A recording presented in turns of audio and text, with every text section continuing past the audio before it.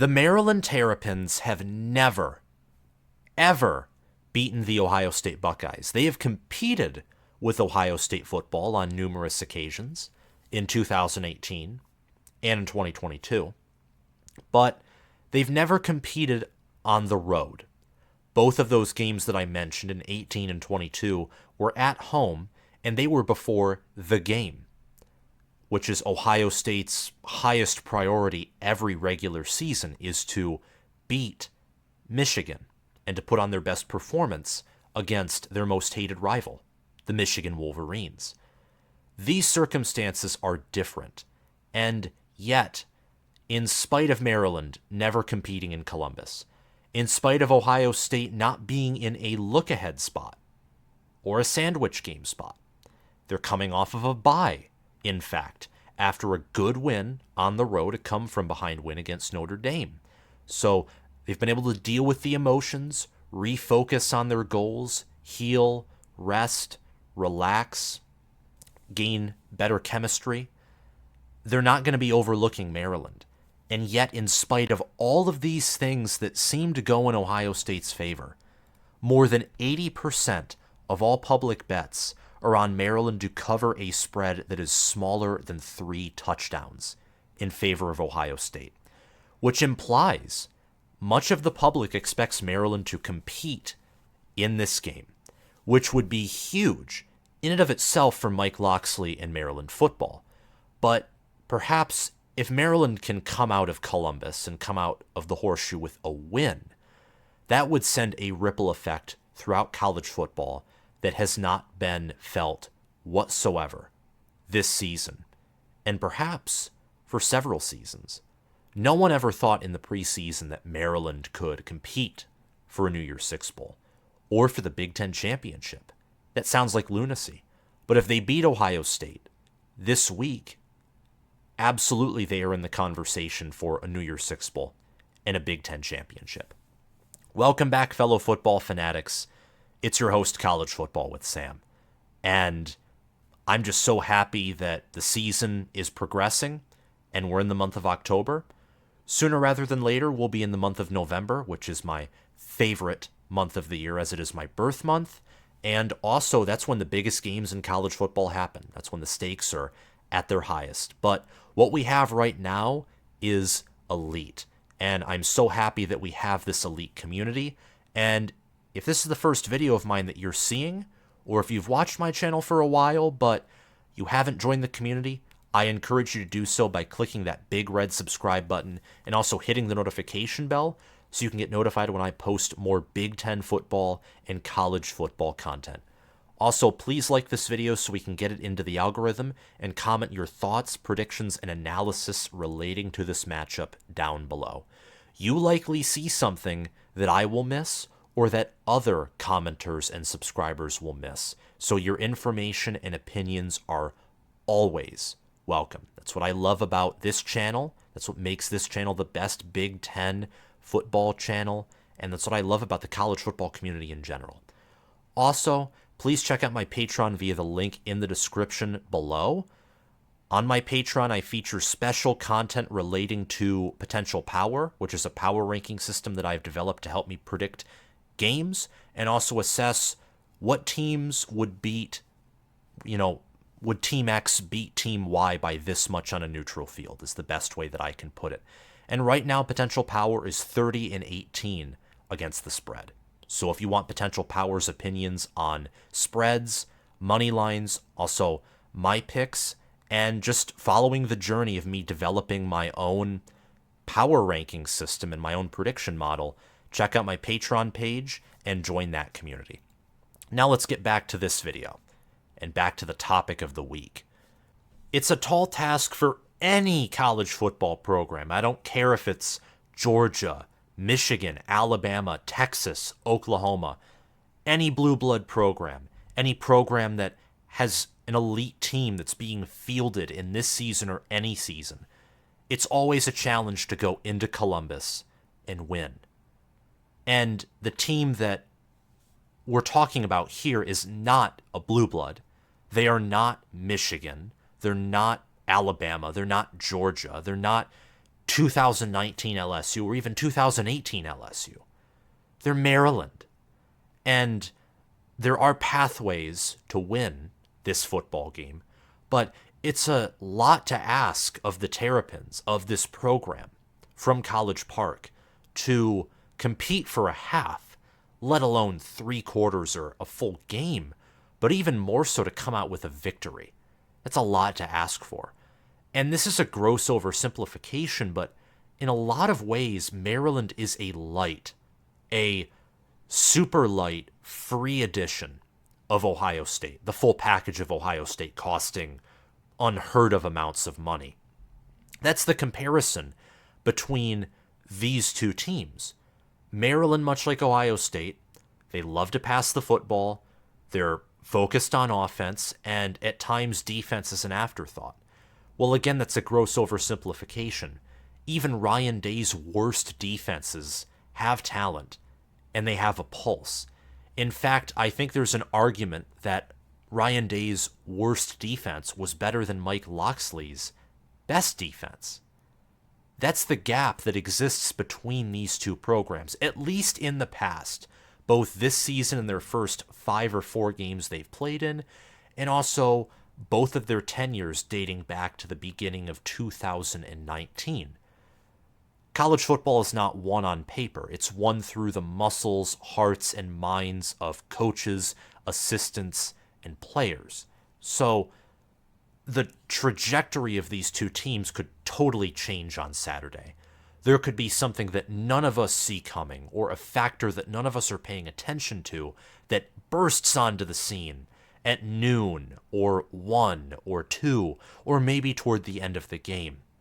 But previewing this game and watching Maryland perform against Indiana, watching them perform against Michigan State, and also watching them perform against, Charlotte, Towson, Virginia, and the same with Ohio State against Indiana, Youngstown State, Western Kentucky, and Notre Dame, Ohio State is not just the better team on paper, they're the much better team in actuality.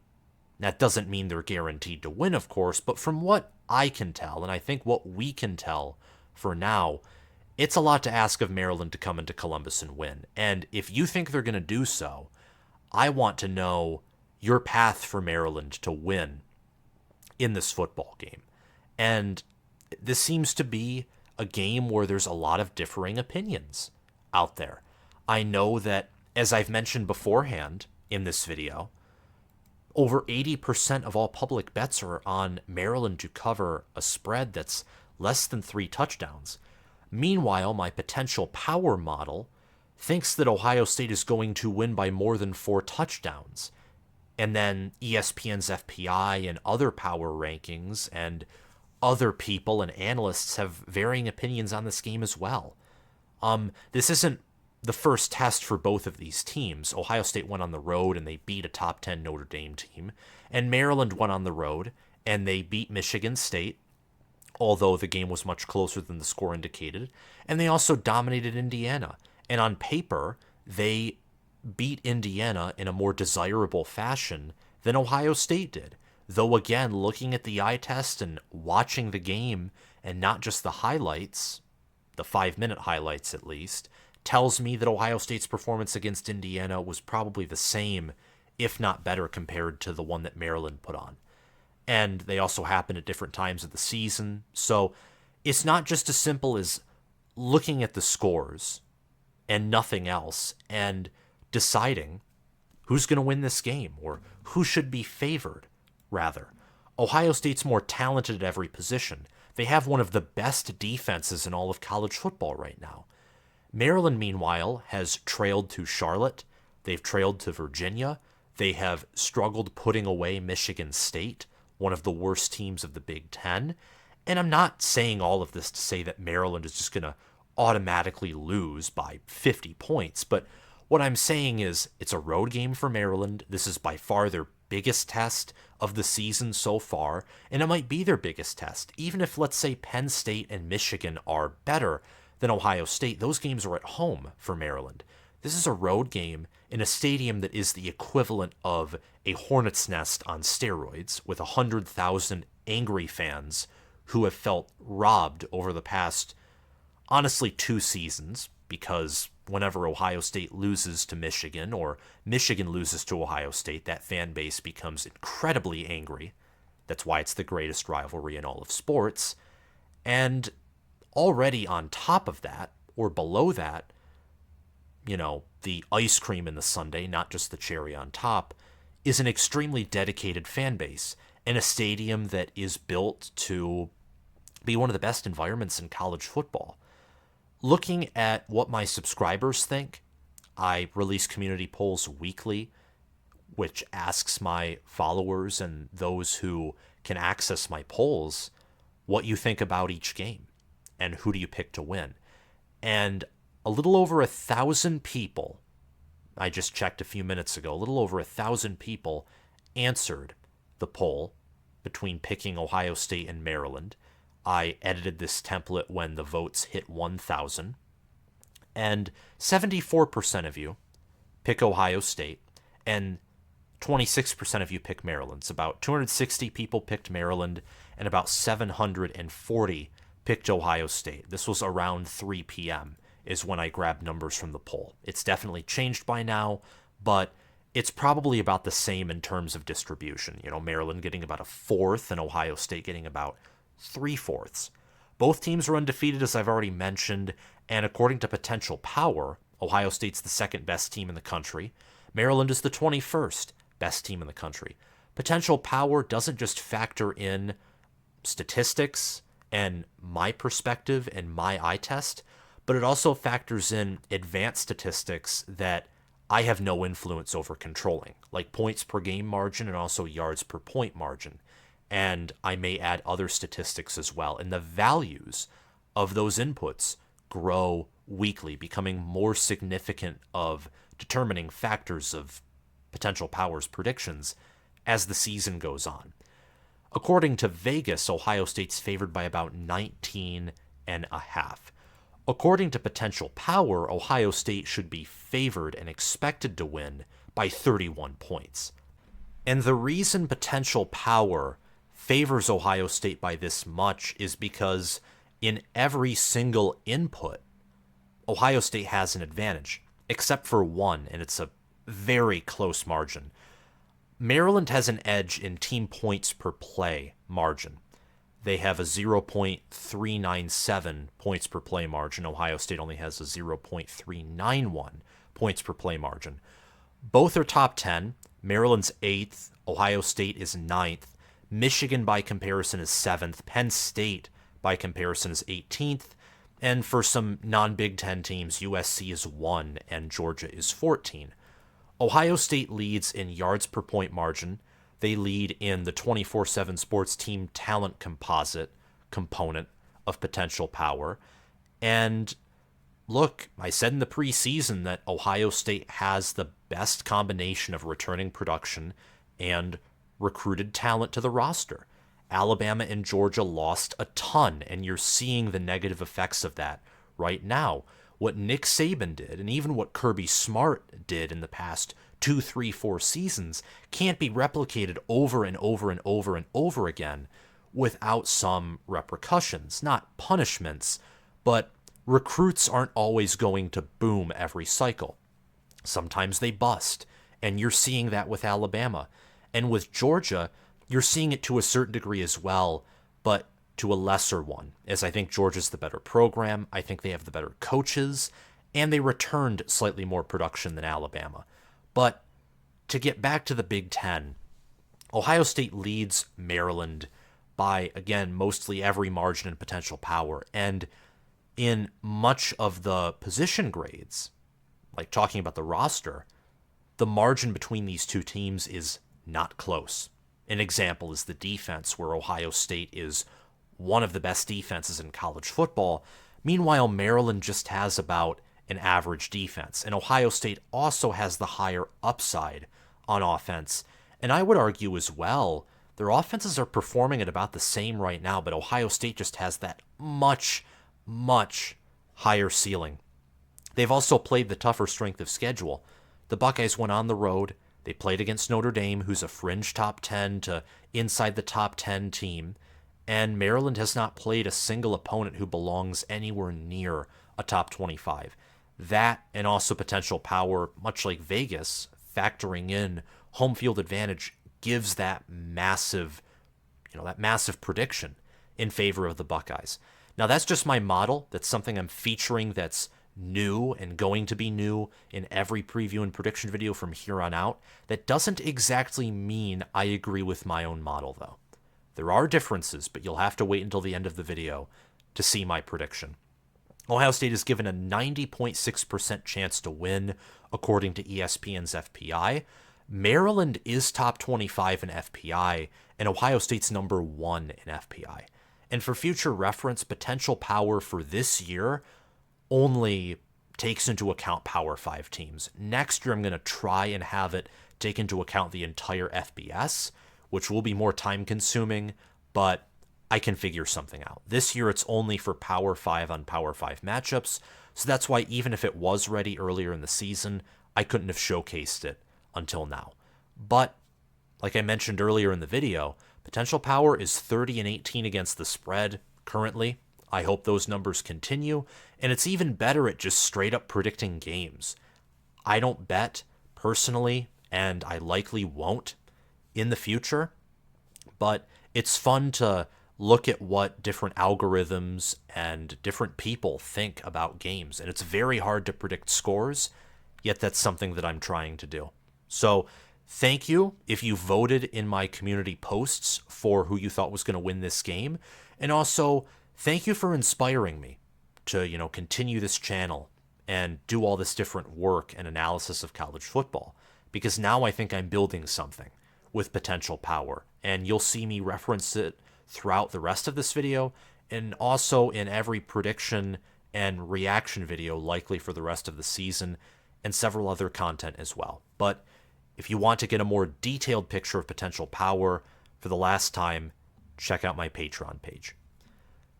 In my opinion, Ohio State has a substantial advantage at nearly every position on and off the field. Take head coach into account. Ryan Day is 49-6 as head coach in his career at Ohio State, and he's 17-6 against ranked opponents. Ryan Day has a winning record against ranked opponents, and he only loses to ranked opponents. There are a lot of people who like to comment that Ryan Day inherited a great program and he's done nothing with it. And the former part of that statement is true. He inherited one of the greatest programs in college football. However, I would argue he took Urban Meyer's program and made it better.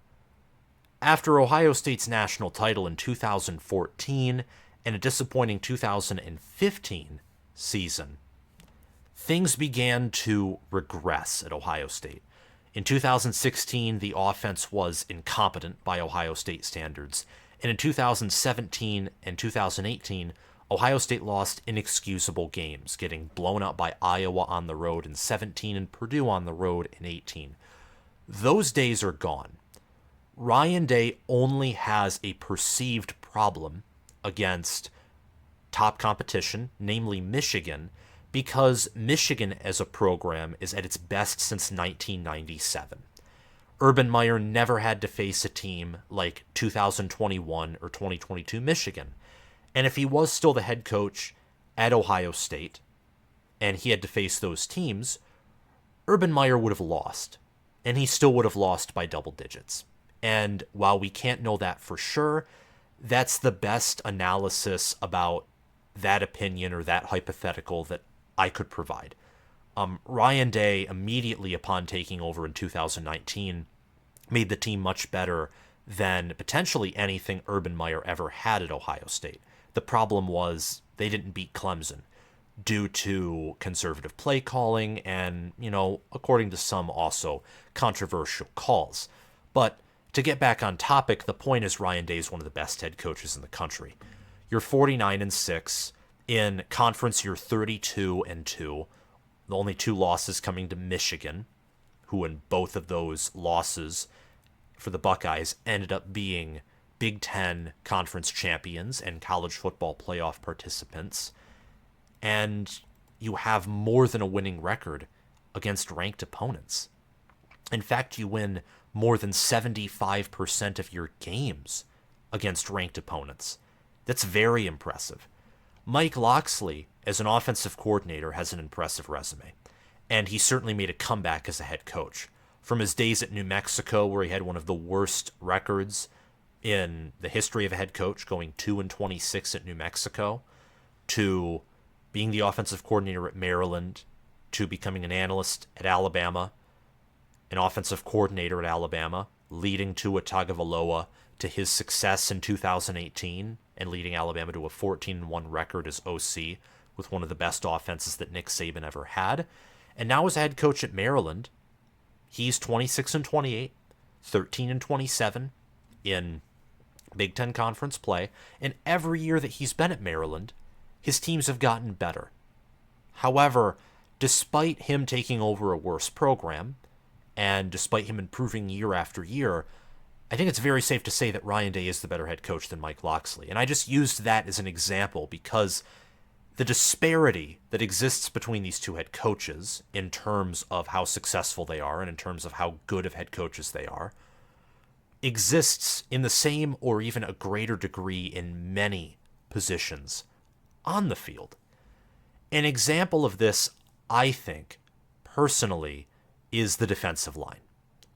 Ohio State, especially at defensive tackle, has phenomenal players. And even though the Buckeyes on the season so far have not exactly been racking up the totals in sacks, they only have 5, they have still succeeded in getting pressure. And they've succeeded in doing this while playing very conservatively on the defensive side of the ball. They have not taken the bait of opposing offenses. They've been extremely disciplined.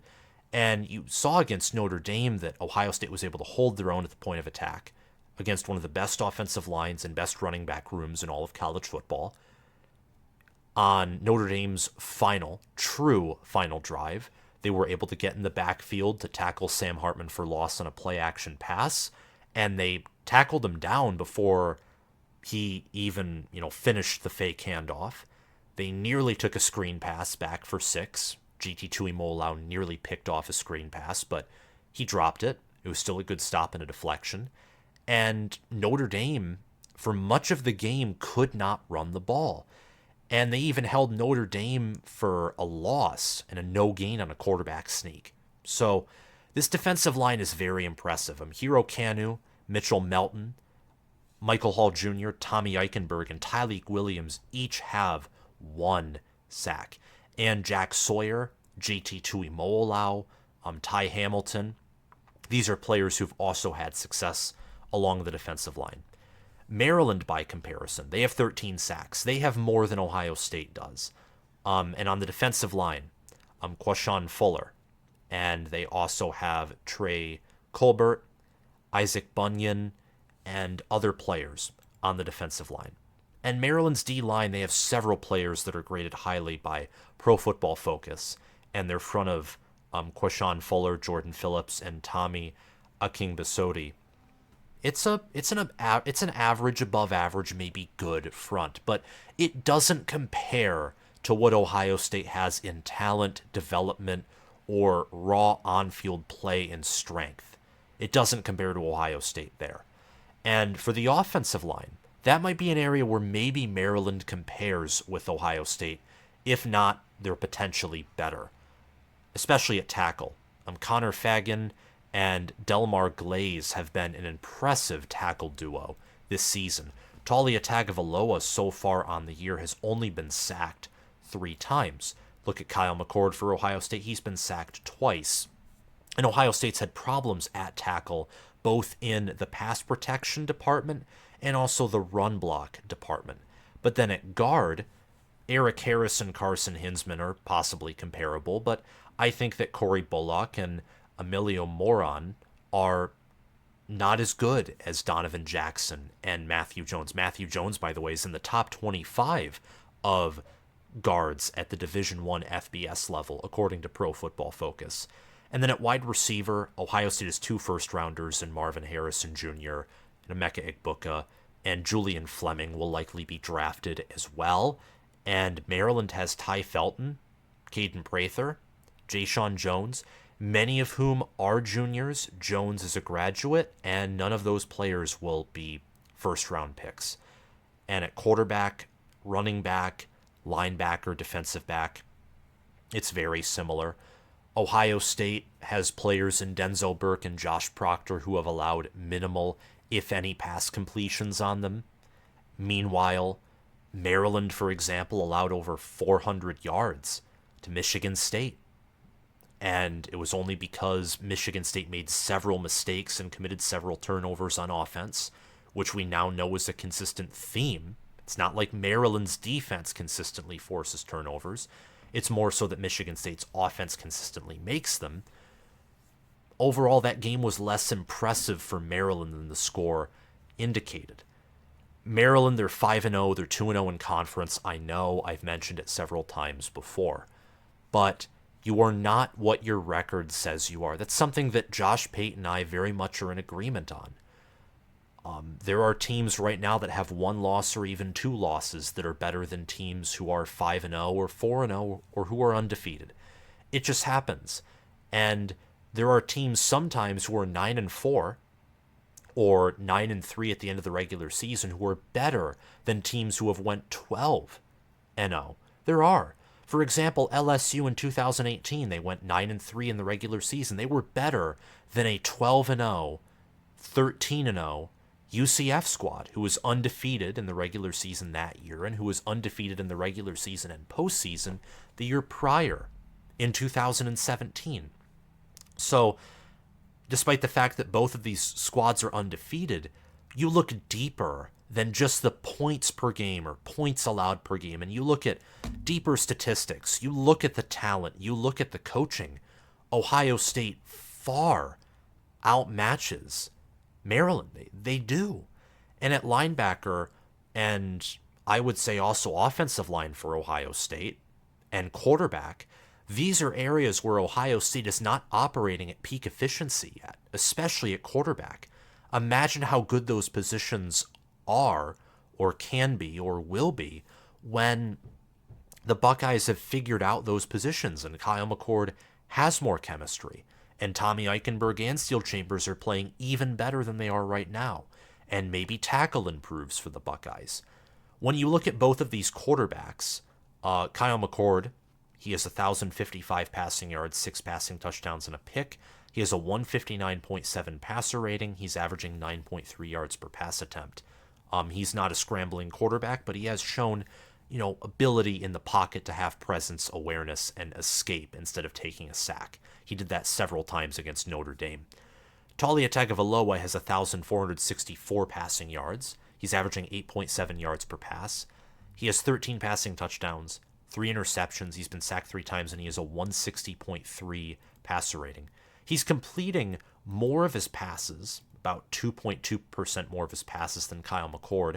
He's averaging a little over half a yard less per pass attempt. And Kyle McCord is a 6-to-1 TD-INT ratio. Taulia Tagovailoa has closer to a 4-to-1 TD-INT ratio. And this is with Kyle McCord facing a much tougher defense in Notre Dame than Taulia Tagovailoa has faced all season yet. And Kyle McCord won't be the one facing the crowd of 100,000 people who are screaming at the top of their lungs. That will be Taulia Tagovailoa.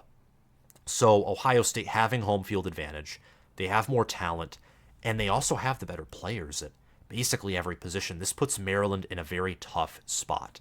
But if Maryland is to win, I just talked about Taulia Tagovailoa, it will be because of him. He's had turnover problems in big games. He's been the definition of anti-clutch at times, but we know that he has the talent to be one of the best quarterbacks, not just in the Big Ten, but in the nation. As I mentioned already, he has over a 160 passer rating. He has a 76 quarterback efficiency rating, which is good for 26th nationally. And his best game of the season was against Indiana. And I think Indiana was Indiana or maybe Michigan State. I think Michigan State this year, and their faults are more the byproduct of their offense than their defense. I've actually been fairly impressed with their defense against Maryland and also against Iowa. Well, I mean, when you turn over the ball as much as they do, when you hold opponents to around 30 or less points, I'd say that's the performance of an above average to maybe good defense who just has a terrible offense. But I digress. Indiana was likely the best defense that Taulia Tagovailoa has faced all season long. And he threw for 5 touchdowns, 352 yards. He had a 206 passer rating. It had a 95 quarterback efficiency rating. He also had 3 carries for 15 yards and a rushing touchdown. So he's a good quarterback. I think we can all agree on that. But he needs to be good in big games, not just overall. And he needs to, if he does that, he will become a great quarterback, a near elite quarterback. And that's who I think Taulia Tagovailoa needs and who Mike Locksley needs in order for Maryland's roster to have a fighting chance and a likelihood to come out with a victory against Ohio State. Because even if, Roman Hemby or Antoine Littleton, if they have a good day, Ohio State can still score. Ohio State's defense can let Hemby and Littleton go down the field in between the 20s and then force them into field goals or force turnovers close to the red zone. Ohio State can respond with touchdowns. They have the more explosive running back room. They have the better running back room. Mayan Williams, Travion Henderson, Chip Trayanum, these are all great running backs at worst, elite running backs at best. And Trayanum and Henderson are averaging around 6 yards per carry. Williams is averaging around 4 yards per carry. Both Ohio State and Maryland are averaging 5.1 yards per carry. Maryland, in fact, to my knowledge, actually has more rushing yards than the Buckeyes.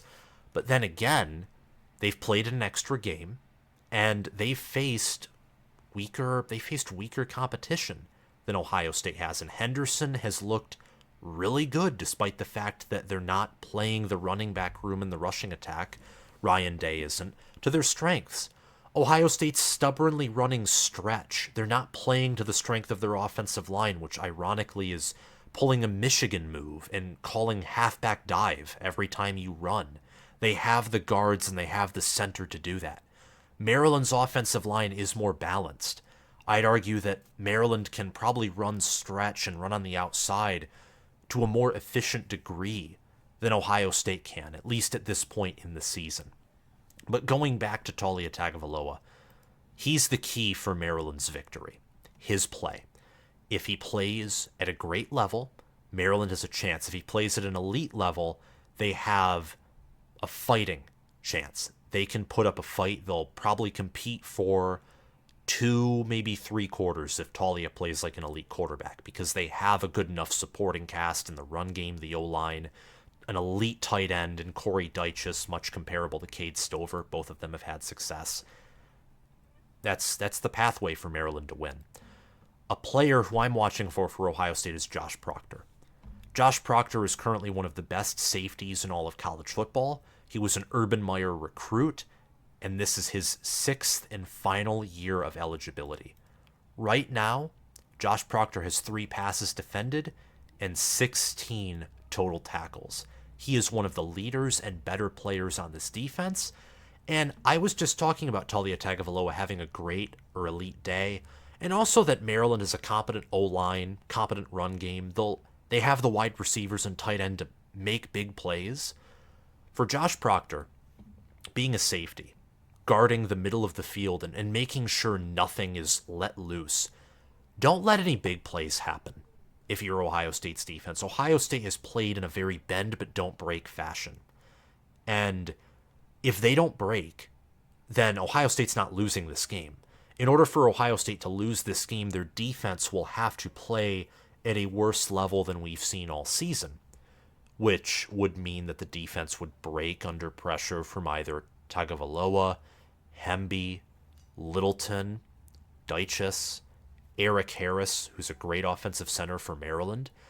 And as much as Ryan Day needs Michael Hall and Hamilton and Williams at tackle, and also JTT and Jack Sawyer and the linebackers to do well, along with Denzel Burke, who is one of the best defensive backs in the nation. They need a leader and a guy who, if Maryland comes out and they're slinging and the ball's getting all over the field and it's delivered in the right spot and the defense is frustrated that they're not making big plays, they need someone who's steady, who's experienced, and who can lead and who has faced adversity. And I think Josh Proctor is that guy. And he's had a very great year so far at free safety. As long as he and his defensive back core don't allow big plays, it will be very difficult, if not impossible, for Maryland to win this game. Let Maryland get in between the 20s, and if you only hold them to field goals, Ohio State will win, because Ohio State will get a touchdown potentially every other drive. And if all Maryland's doing is getting field goals, they're eventually going to want to be aggressive. They're going to get impatient, likely frustrated, and I don't think they have the defense to win in a field goal on field goal type of battle. But that's just my opinion. My prediction for this game is Ohio State is going to win big. I'm in agreement with Potential Power here. Potential Power had Ohio State winning by 31 points. I'm picking Ohio State to win by 34. They're going to dominate coming off the bye week. They'll rush for over 200 yards. They'll pass for over 300 yards. And they'll have a mix of different approaches. Really what I like about Ohio State here is how their defense matches up against Maryland's offense versus how their offense matches up against Maryland's defense. It is just that simple. It's nothing more complex than that. For a game like Penn State or a game like Michigan or Georgia, it would be more complex than that. But here, Ohio State has so much talent, so much more talent than Maryland, and they're clearly better at both sides of the football than the Terrapins, that it's a simple matchup is the reason why I'm picking the Buckeyes to win this game in dominant fashion. Ohio State's defense will be able to limit, if not shut down, Maryland's offense. Meanwhile, Ohio State's offense should be able to march up and down the field against Maryland's defense. Now, it may take some time after coming off of a bye, and also Ohio State's offense, typically it takes them about a quarter to get fully settled. It may take some time for the Buckeyes to begin to pull away. But believe me, they will dominate this team. Maryland could be a top 25 team. I think they're fringe top 25. I want to see how they perform in this game before I decide whether or not to rank them.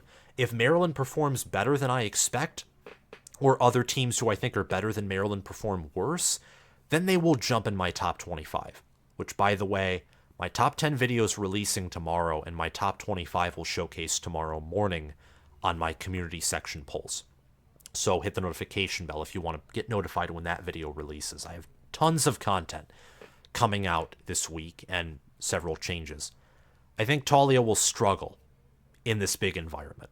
Tagovailoa, he's a good quarterback, has the potential to be great. So far, this looks like his best year at Maryland, and he'll likely be drafted. I don't think in the first or second or even third round, but he'll likely be drafted. He has the talent and some of the mechanics and skill sets to be an NFL backup, potentially a starter, just because you never know sometimes. But Ohio State has the better quarterback, they have the better offense, they have the better head coach, and they have home field advantage. As I've already said, and as is summarized here, Maryland is outmatched at most positions. I was about to say every position, but Maryland does have the better special teams unit. And if you were to separate the offensive line, I do think Maryland also has the better offensive tackle room, which that in itself might cause Ohio State some problems. It might allow Maryland to run the ball in a way that Ohio State can't. We'll just have to see. Ultimately, less than half of each of these teams' regular seasons has been completed. There is still a lot we have to learn about each team. We do know a whole lot more, though, than we did entering week one. And I think it's safe to say that I know, and I suspect many of you know, even if you don't want to know, that Ohio State's the much better team. They're going to destroy Maryland. They'll put up over 500 yards of total offense. I don't even know what they want to do and what they're going to do to Maryland's offense. I expect them to force multiple turnovers, improve on their 5 sacks on the season, and just overall have a very powerful showing after having a bye week. So 48-14 Buckeyes is my prediction for the undefeated Big Ten matchup in the Horseshoe. Thank you so much for watching this video, commenting your thoughts down below, and also subscribing to the channel. Remember to check out my Patreon if you haven't already. Your support is never expected, but it is rewarded with extra content if you're an All-American or Heisman patron, and always with a thank you and a warm appreciation at the end of every video, regardless of the tier. Thank you to Spencer Bringhurst, my All-American patron, and my All-Conference patrons, Will Loftus, Gabriel Calendar, Roaming Gnome, and Matthew Sale. Have a fantastic day, guys, and I will see you all tomorrow. Bye-bye.